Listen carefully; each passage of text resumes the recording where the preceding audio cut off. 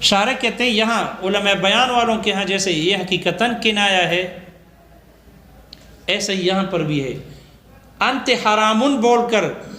حرامن ہی مراد ہے، لیکن من حیث الذات نہیں، من حیث البینونت۔ انت بائنن بول کر بینونت ہی مراد ہے، لیکن من حیث الذات نہیں،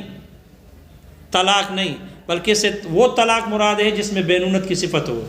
جو بینونت کی صفت کے ساتھ ہو۔ تو بائن سے مراد جدا ہونا نہیں، بلکہ بینونت عن الطلاق، بینونت عن النکاح مراد ہے، جو نکاح سے جدا ہو۔ تو اب حقیقتاً کنایہ ہو گئے نا علماء بیان والوں کے ہاں، کہ لفظ بول کر بائن بول کر، بائن والا معنی جو جدا ہونا ہے وہ من حیث الذات مراد نہیں، بلکہ اس کا ملزوم مراد ہے، اور وہ ہے بینونت عن النکاح، بینونت عن النکاح مراد ہے۔ یعنی ایسی بینونت ہے جو وہ ایسی طلاق ہے جو طلاق صفت بینونت کے ساتھ ہو۔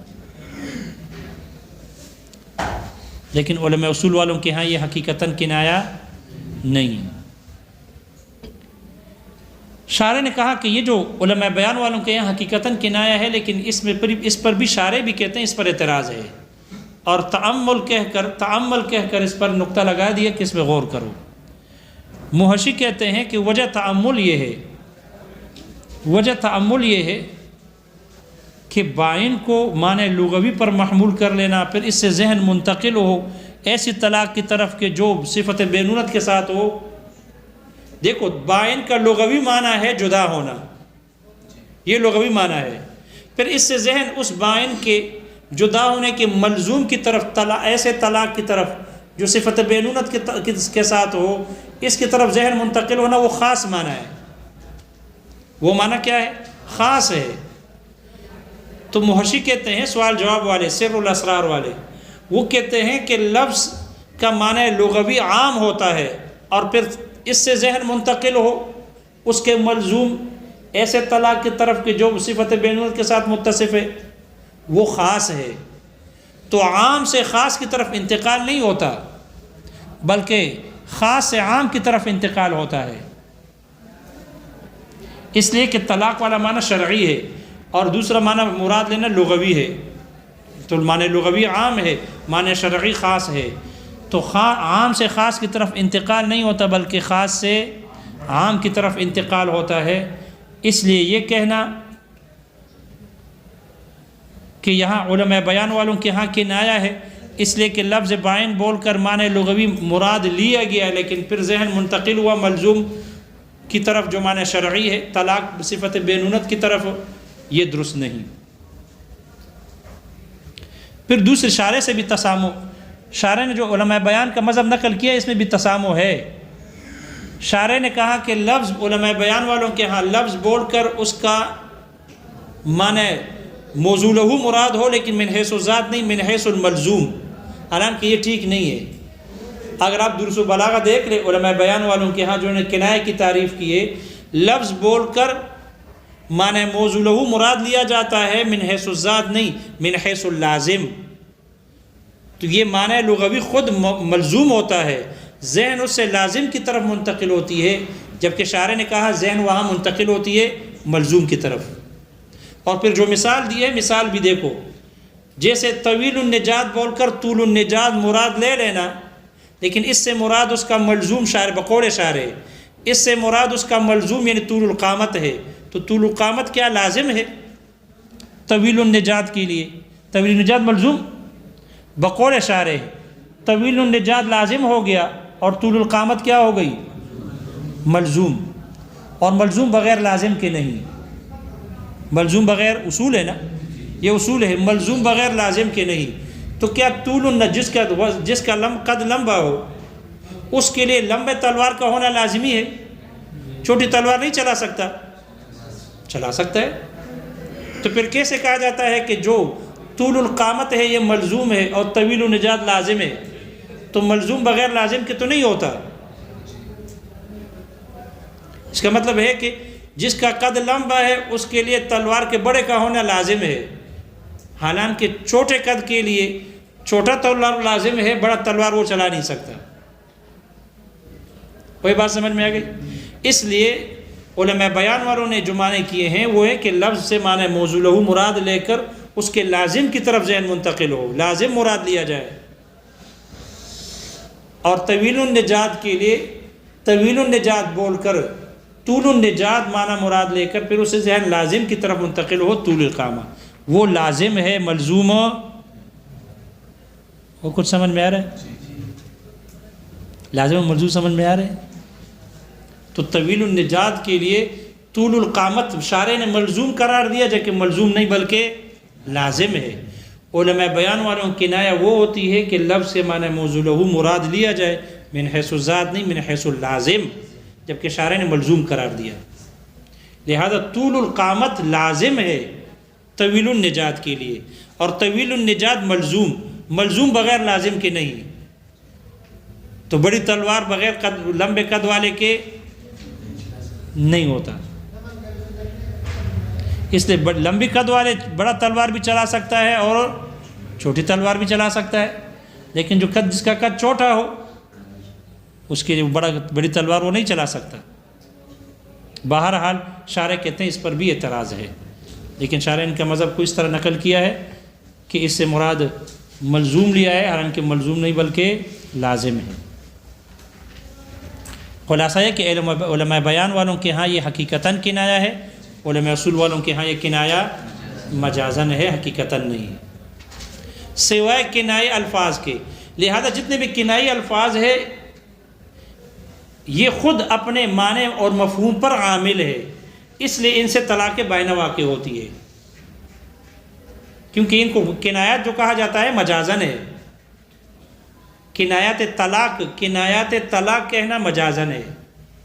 حالانکہ یہ حقیقت ہے، صریح ہے۔ جب یہ صریح ہے تو ان سے پھر ہر لفظ سے اس کے مقتضا کے مطابق ان پر عمل ہوتا ہے، ہر لفظ اپنے معنی میں عامل ہے اپنے مقتضا پر، لہذا ان سے طلاق، اس لیے ان تمام الفاظ سے طلاق بائنہ واقع ہوتی ہے، رجعی نہیں، کیونکہ حرام حرمت بائنہ میں پائی جاتی ہے، رجعی میں نہیں۔ اور بتتن اور بطلتن میں کاٹنا پایا جا رہا ہے، اور یہ کاٹنا بائنہ میں ہوتی ہے، رجعی میں نہیں۔ اس لیے یہ تمام الفاظ خود اپنے معنی میں عامل ہے، ان کو جو کنایات طلاق کہا جاتا ہے یہ مجازاً ہے، حقیقت میں یہ کنایات نہیں ہے، سوائے 3 الفاظ کے۔ کنایت الفاظ میں سے 3 الفاظ ایسے ہیں جیسے اعتدی، انت اور استبرئی رحمکی اور انت واحدتن، یہ 3 الفاظ کنایت سے مستثنیٰ ہے۔ ان 3 الفاظ سے جو طلاق واقع ہوتی ہے وہ رجعی واقع ہوتی ہے، باقی الفاظ کنایت سے طلاق بائنہ واقع ہوتی ہے۔ لہذا اگر کوئی شوہر اپنی بیوی کو یہ کہے اعتدی، تم شمار کرو، کیا چیز شمار کرے؟ اللہ کی نعمتوں کو شمار کرو، یا میں نے جو احسانات آپ کے اوپر کیے ان کو شمار کرو، اور یہ بھی احتمال ہے کہ اعتدی، تم عدت سے فارغ ہونے کے لیے حیض کو شمار کرو، عدت سے فارغ ہونے کے لیے حیض کو شمار کرو۔ تو چونکہ احتمالات ہیں اس لیے اعتدی سے طلاق واقع نہیں ہوگی، لیکن جب یہ نیت کر لے گا تو طلاق واقع ہو جائے گی، کنائی الفاظ میں سے ہے۔ لیکن یہ 3 الفاظ کنائی سے نکل چکے ہیں، اب یہ صریح بن گئے۔ اب کیا بن گئے؟ یہ صریح ہے۔ جب صریح ہے تو اعتدی سے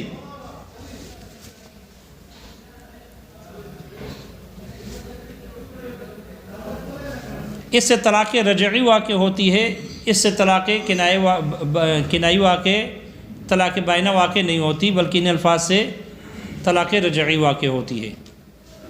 اس لیے کہ جب شوہر کہہ دے، شوہر مراد لے لے انت بان اعتدی سے کہ تم اللہ کی نعمتوں کو نہیں بلکہ تم عدت سے فارغ ہونے کے لیے حیض شمار کر لو، جب نیت کر لے تو اس سے طلاق واقع ہوگی، لیکن رجعی ہوگی، بائنہ واقع نہیں ہوگی، بائنہ واقع نہیں ہوگی۔ اس لیے کہ اعتدیب کا مطلب ہے تو حیض شمار کر، تو حیض عدت سے فارغ ہونے کے لیے، تو عدت تو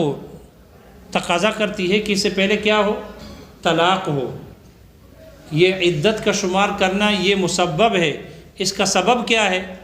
طلاق کا ہونا۔ لہٰذا یہاں تو طلاق شوہر نے دی نہیں ہے پہلے، تو پھر عدت کیوں شمار کر لے؟ اس لیے شوہر کا یہ کلام، عاقل بالغ کا کلام لغو جا رہا ہے، کیونکہ اس نے پہلے طلاق دی نہیں ہے ماضی میں، اور اب کہہ رہے کہ اعتدی تم شمار کرو، حیض کو شمار کرو عدت سے فارغ ہونے کے لیے، تو یہ تو سے پہلے طلاق کے واقع ہونے کا تقاضا کرتی ہے، اس لیے کہ عدت سبب ہے، عدت مسبب ہے، طلاق اس کا سبب ہے، اور یہاں تو طلاق پائی نہیں گئی، تو عاقل بالغ کے اس کلام کو لغو سے بچانے کے لیے یہاں اقتضاءً طلاق مقدر مانی جائے گی۔ گویا کہ شوہر نے پہلے طلاق دی ہے، اب اس کی خبر دے رہا ہے، اور یہ کہہ رہے اعتدی لانی قد طلقتکی، تم عدت شمار کرو اس لیے کہ پہلے میں نے تمہیں طلاق دی ہے، یا یہ کہ یہ کہے کونی طالقا واعتدی، تم مطلقہ ہو جاؤ، طلاق والی ہو جاؤ اور عدت کو شمار کرو، یا یہ کہ تم یہ کہے کہ طلقی واعتدی ثم اعتدی، تم اپنے آپ کو طلاق دو اور پھر کیا عدت کو شمار کرو، چونکہ تینوں صورتوں میں الفاظ صریح ہے جو اقتضاءً طلاق کو مانی جاتی ہے تاکہ عاقل بالغ کا کلام لغو نہ ہو، اور جو چیز اقتضاءً مانی جاتی ہے بقدر ضرورت ہوتی ہے، والضرورت تتقدر بقدر ضرورہ، لہذا ضرورت ایک طلاق سے پوری ہو جاتی ہے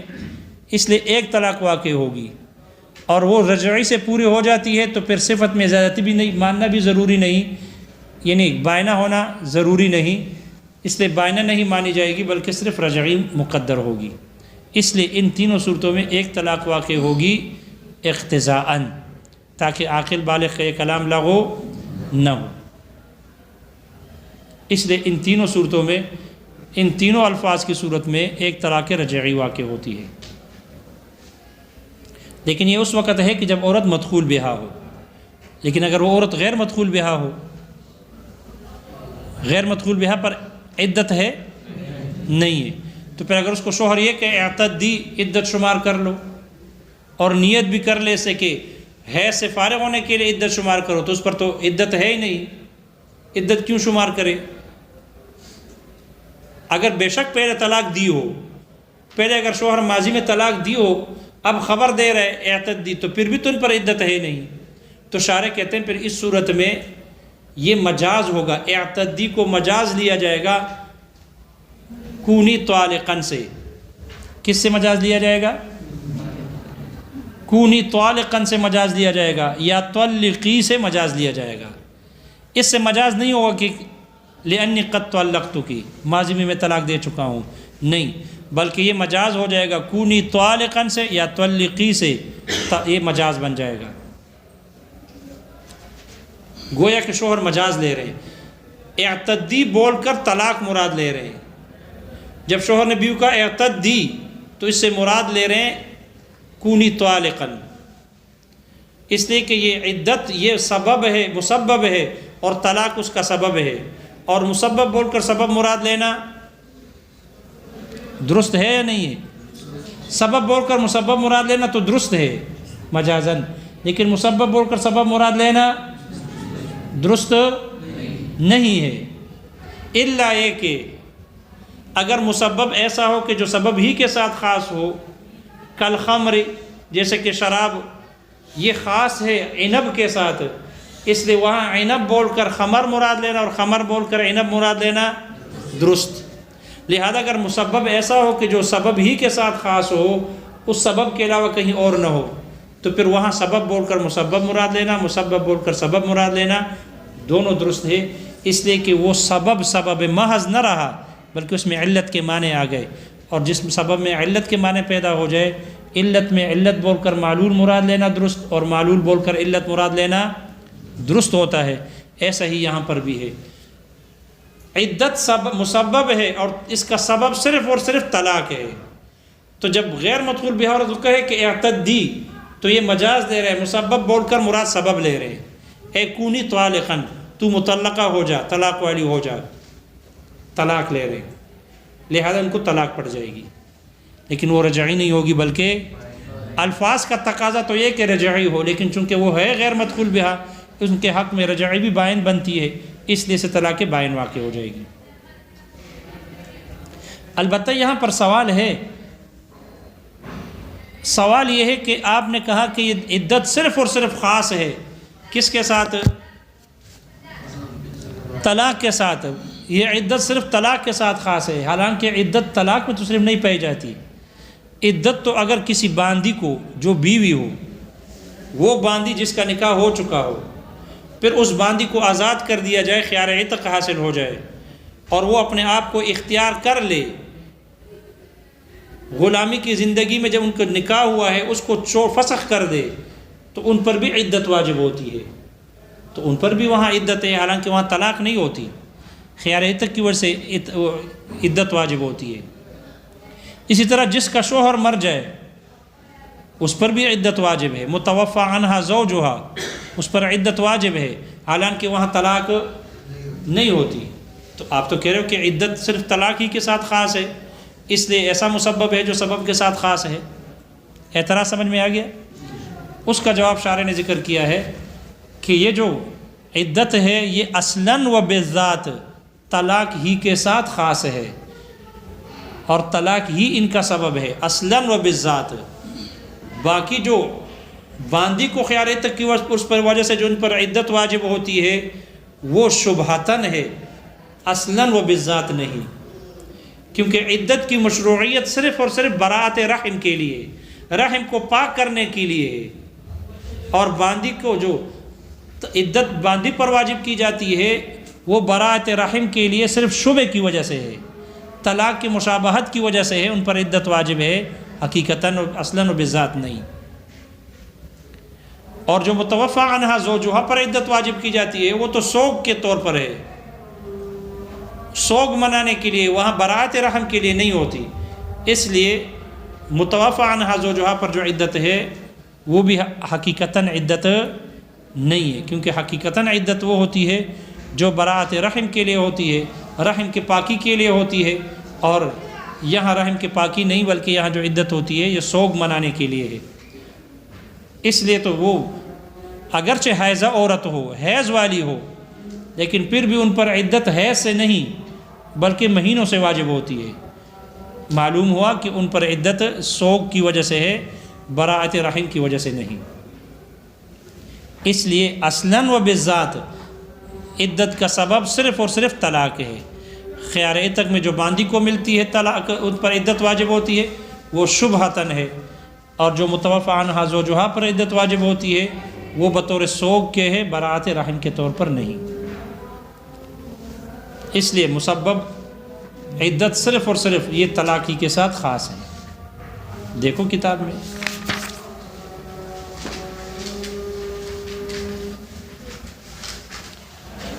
وہ امل کنایا تو رہا کنایا فما، وہ لفظ ہے استتر المراد بھی کہ جس کی مراد پوشیدہ ہو گئی ہو،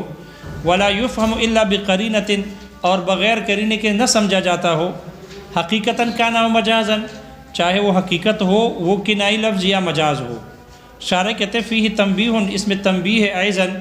اس میں بھی تنبیہ ہے، علی اس بات پر ان الکنایۃ تجتمع مع الحقیقت والمجاز، کنایہ حقیقت اور مجاز کے ساتھ جمع ہو جاتی ہے۔ والمراد بالاستتار هو الاستتار بحسب الاستعمال، اور یہاں استتار سے مراد وہ استتار ہے کہ جو استعمال کے اعتبار سے ہو، اس لیے ولا حاجت الی اخراج الخفی والمشکل، خفی اور مشکل کے نکالنے کی کوئی حاجت نہیں، لأن خفاءہما بحسب مانع آخر، اس لیے کہ ان دونوں کی پوشیدگی یہ دوسرے معنی کی وجہ سے ہے۔ فلو وقع الخفاء فی الصریح، اگر صریح میں پوشیدگی واقع ہو جائے، او الظہور فی الکنایۃ، یا کنایہ میں ظہور واقع ہو جائے، بعوارض اخرى، دوسرے عوارض کی وجہ سے، لا یضر ذلک فی کونہ صریحا او کنایۃ، تو یہ اس کے صریح اور کنایہ ہونے کے لیے مضر نہیں، لأن العوارض الاخرى، اس لیے کہ دوسرے عوارض لا تعتبر، ان کے اعتبار نہیں ہوتا۔ فالمدار فیہما علی الاستعمال، صریح اور کنایہ میں ان کا دار و مدار وہ استعمال پر ہے۔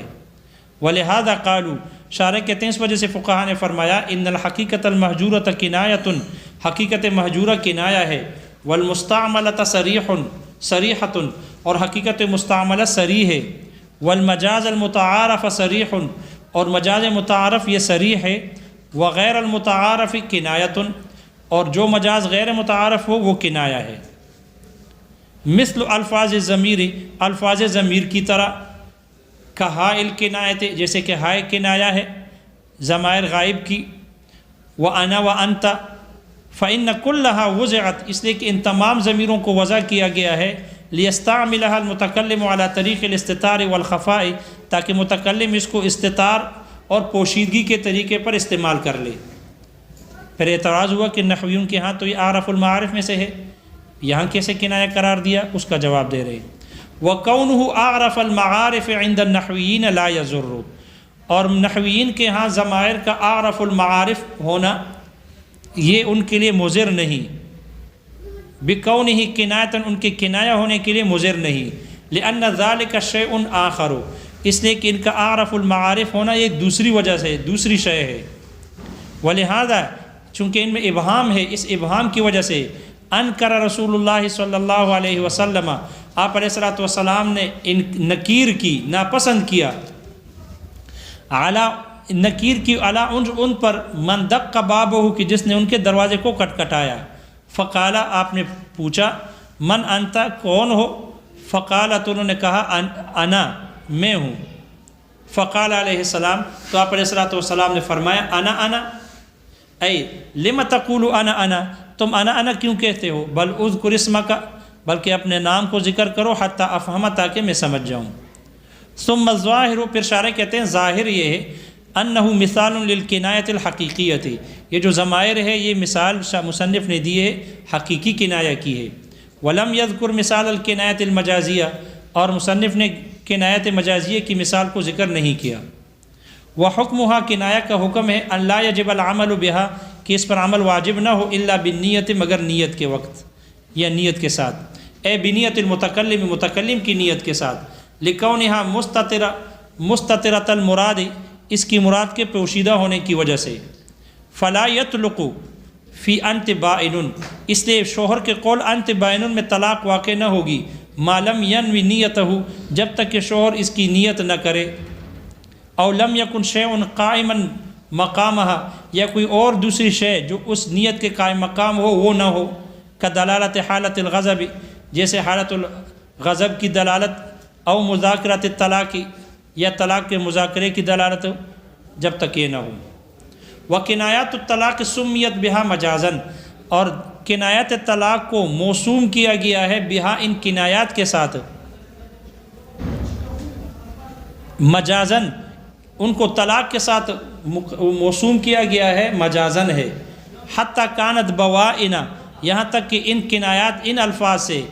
بائنہ طلاق واقع ہوتی ہے، یہ بائنہ ہو جاتی ہے۔ جواب سوال مقدر، شارح کہتے ہیں ماتن کا یہ متن ایک سوال مقدر کا جواب ہے،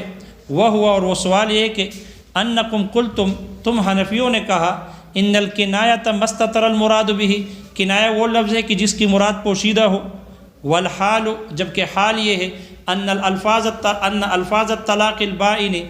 طلاق بائن کے الفاظ جو ہیں، مثل قولہ انت بائن، جیسے شوہر کا قول انت بائن ہے، وبتۃ وبطلۃ وحرام ونحوها، یہ جتنے بھی ہیں،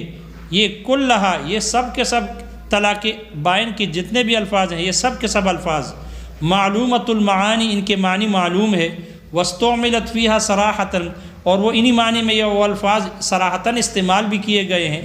فکیف تسمونہا کنایۃً، تو پھر تم کیسے ان کو کنایہ کہتے ہو؟ فاجابہ، اس کا جواب دیا مصنف نے، بأن تسمیتہا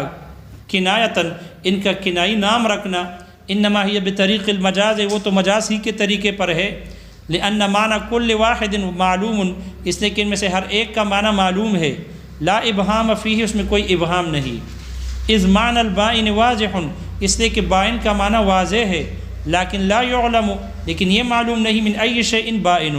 وہ کس چیز سے جدا ہے، امن الزوج، آیا وہ شوہر سے جدا ہے، او من العشیرت، یا وہ خاندان سے جدا ہے، او من المال،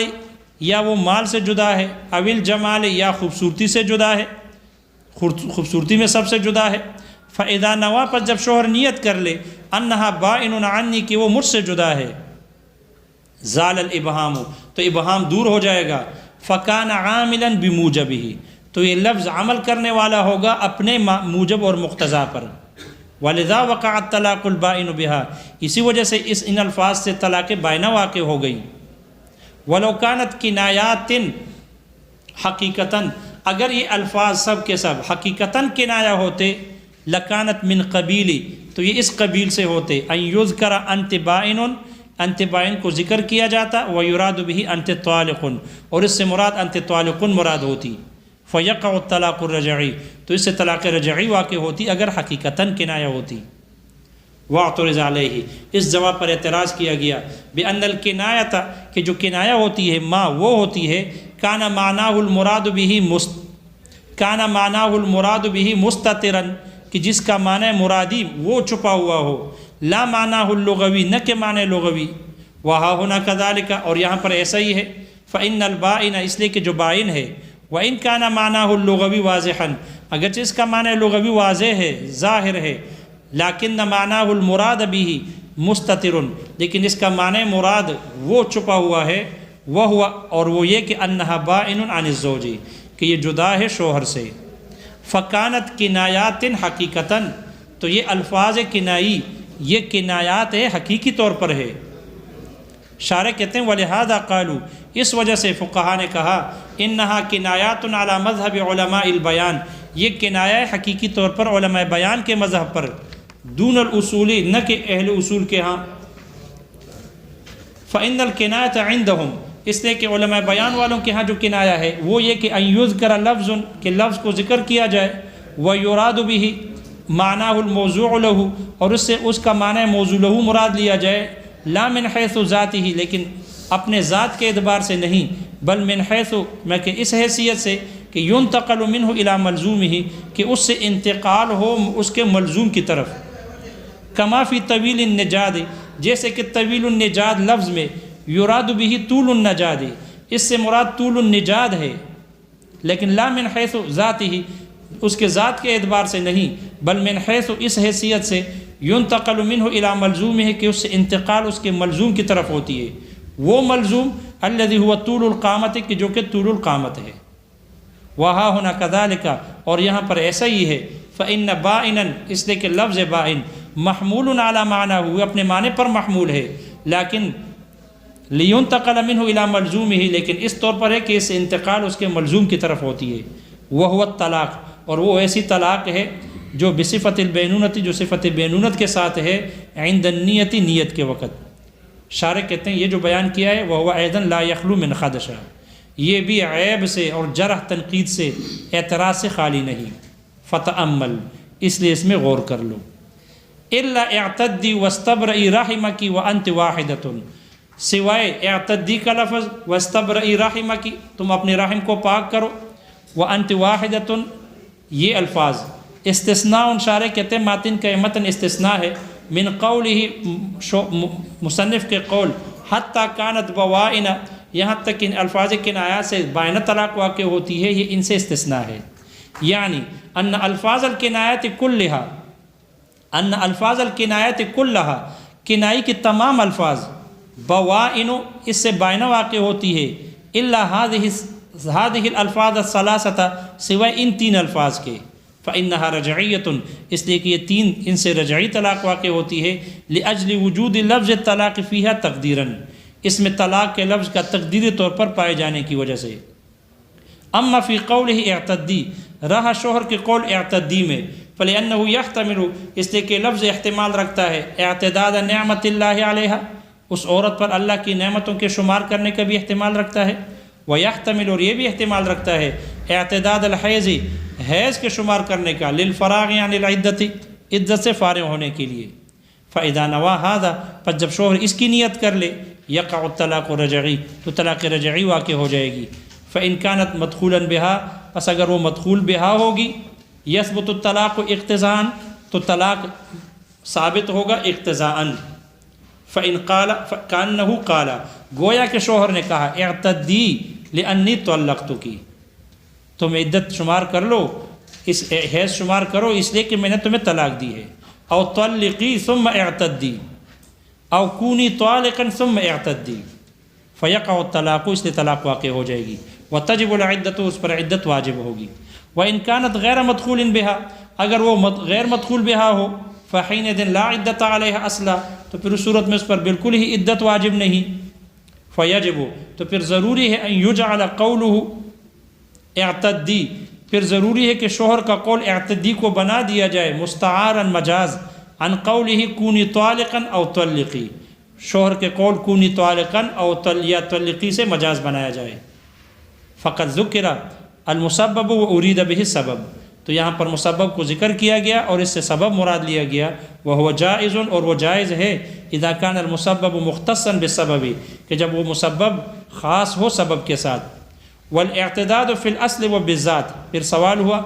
کہ عدت تو باندی میں بھی ہوتی ہے خیال عتق کی صورت میں، اور متوفی عنہا زوجہا پر بھی ہوتی ہے، اس کا جواب دے رہے ہیں، والاعتداد فی الاصل و بالذات مختص بالطلاق، اور یہ عدت کا حیض کا شمار کرنا، یہ اعتداد، یہ اصلاً و بالذات یہ خاص ہے طلاق کے ساتھ، لأنہا ما شرعت الا لتعرف براءۃ الرحم، اس لیے کہ عدت کو مشروع نہیں کیا گیا مگر صرف رحم کی پاکی کی پہچان کے لیے ہے، واما فی الامۃ، رہا باندی میں، اذا اعتقت، جب اس کو آزاد کر دیا جائے، فانما شرع علیہا العدۃ تشبیہا، تو اس میں جو عدت کو واجب مشروع کیا گیا ہے وہ تشبیہا بالطلاق، طلاق کے ساتھ تشبیہ دیتے ہوئے ہے، وفی الموت، اور موت کی صورت میں جو عدت ہوتی ہے، انما شرعت، ان کو مشروع کیا گیا ہے، لاجل الحداد، سوگ منانے کے لیے ہے، سوگ کی وجہ سے ہے، فلا یکون فی الواقع من العدۃ، اس لیے حقیقت میں اور نفس الامر میں وہ عدت میں سے نہیں، ولذا، اسی وجہ سے شرعت بالاشہر دون الحیض، اس کو مہینوں کے ساتھ مشروع کیا گیا ہے، نہ کہ حیض کی صورت میں، حیض کے ساتھ نہیں ہے۔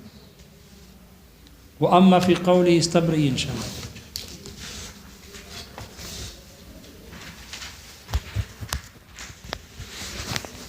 قوم حاضر ہے بھائی؟